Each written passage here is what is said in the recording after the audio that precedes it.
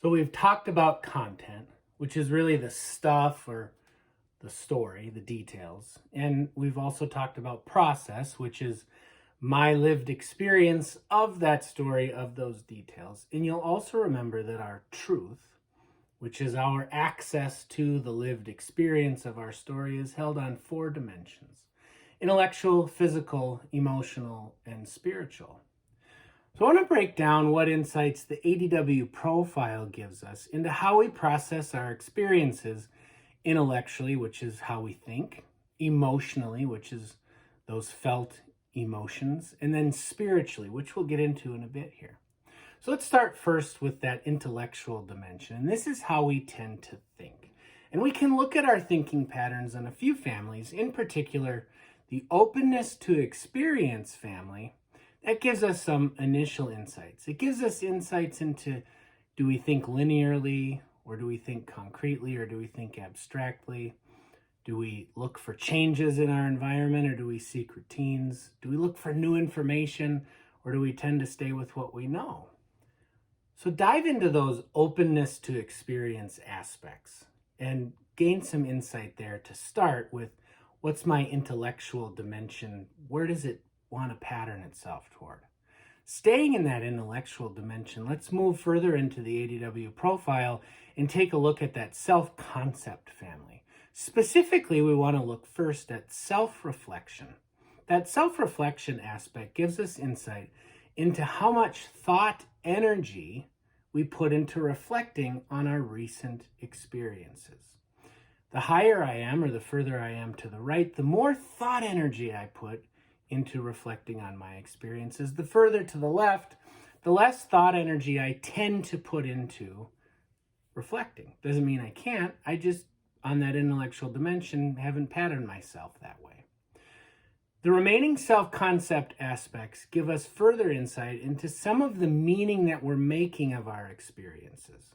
How accepting of myself do my thoughts tend to be? How confident are my thoughts of myself? How much am I thinking about how and what others might be thinking about me? That self-concept family really gives us further insight. So all of these aspects give some deeper insight into what my intellectual dimension tends to do with processing my experiences. Now let's move to that emotional dimension. A great place to start is that emotionality family and the ADW profile. This family gives insight into the kinds of emotions that tend to come up for me in typical circumstances. So take a look at your profile and consider your emotionality aspects and how they might be trying to show up when you're processing experiences. What are those emotions doing? When you reflect on this, I want you to consider that these emotions, whatever they are, they're your friends. What are your friends trying to tell you about your current experience? And here I want to remember tenet number 1, be safe. Try to listen to your friends, your emotions, and what they're saying, what they're trying to say, without judgment. Remember, emotions are just information. They're just another form of information. So rest then on tenet 3, stay curious about those emotions. Finally, let's consider that spiritual dimension. This dimension of knowing, well, it gives us access into our lived, felt connectedness of our experience. And the psychological values family offers great insight into your relational, spiritual connectedness needs. Is your spiritual dimension seeking information from others, a felt sense of information? Perhaps it's seeking a felt connection to and with others, perhaps acknowledgement. Perhaps your spirit is seeking some sense of certainty. Maybe having that sense of ambition, progress, success, forward movement is really what your spiritual dimension attunes to in a given moment.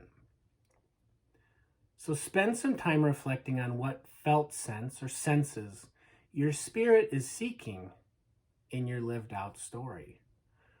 What are the moments, places, or events where your spirit feels fed? It feels grounded. And what's that like when it is? How about when it isn't? What do you notice about your whole self when your spirit's seeking something, but it hasn't quite yet found it? What meaning does your intellectual dimension start to make? And lastly, I would encourage you to remember tenet number 6. Be patient again and again and again and again and yet again. Patience is the reminder that the growth process, while it's always being realized, we can apply that tenet to times when we feel disrupted, when our spirit doesn't yet feel at rest.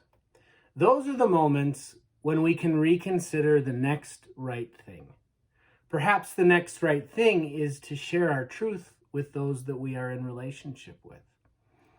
Perhaps it is to share what our spirits need, what emotions we're having, what they're telling us, and what thoughts are popping up in our heads. And as we deepen our relationship with ourself, with our process, we can more readily access our whole truth, our intellectual, emotional, spiritual, and physical truth, and we can safely share it with those that we are in relationship with. So take a look at the openness family, the self-concept family, the emotionality family, and those psychological values as you dig into how you process your lived experience.